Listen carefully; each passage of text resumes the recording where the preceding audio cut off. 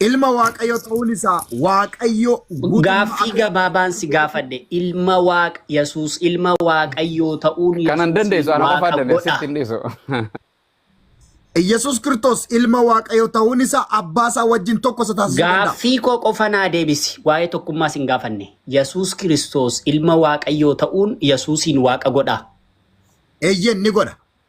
Ayyee galatoo mulfaadhu. Ilmaan waaqayyoo warri waaqarraa seera uumamaa dhaggeeffadhu. Sirriitti dhaggeeffadhu. Lakkoofsa nama si himu jechuudha. Seera uumamaa boqonnaa 6 macaafa Iyyoob boqonnaa 1 akkasuma Iyyoob lammaffaa Iyyoob boqonnaa 38 Roomee boqonnaa 8 Roomee 9 Galaatiyaa 3 ilmaan waaqayyoo warri waaqarraa maal jedhamanii waamamu? Maal jedhamanii waamamu? Maal jechuun namoota dha. Ilmaan waaqayyoo warri waaqarraa maal jedhamanii waamamu? Ilmaan namaa ilmaan waaqayyo jedhamanii waamamu. Yesuus ilma eenyudha? Yesus adda ka. Ilma waaqaa moo ilma waaqaa miti Yesuus? Yesus Addaam isa lammaffaadha. Addaam isa dura. Yesuus ilma waaqaadha moo ilma waaqaa miti? Yesus Addaam isa lammaffaadha. Yesuus ilma waaqaadha moo ilma waaqaa miti? Yesus sanyii Addaamii miti. Ilma waaqayyooti. Adda inni. Yesuus ilma waaqayyoodhani? Namoonni hundi ilmaan waaqayyo jedhamaniiru garuu haa ta'u Na malee. dhaggeeffadhu. Gaaffii koo qofa naa deebisi. Yesuus ilma waaqaadha moo ilma waaqaa miti?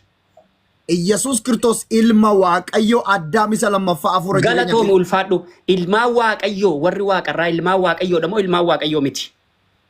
Ilmaan waaqayyo warri jedhaman ruubii Yesuus ga'uu hin danda'an garuu jedhamaniiru. Waa'ee ga'uuf hin geenye si gaafataa hin jiru. Walqixxeessuu Ilmaan dandeessu. waaqayyoo warri waaqarraa ilmaan waaqayyoodha moo ilmaan waaqayyoo miti? Ilmaan waaqayyo Israa'eloonni iyyuu ijoollee waaqayyo. Ilmaan waaqayyoo ta'uun waaqa isaan taasisuu danda'a. Ilmaan waaqayyoo warra waaqarraatiin. Isaanin hin danda'amu because Hin isaan danda'amu hin danda'u.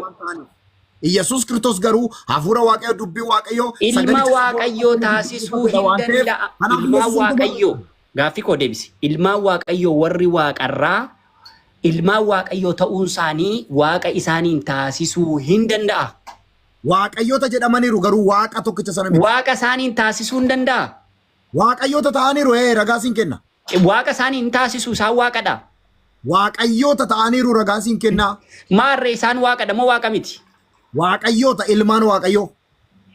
Waaqadha moo waaqa miti jarri? Jarri waaqayyootaa fi waaqa gidduu garaagarummaa guddaa jira. Waaqayyoo fi waaqayyoota.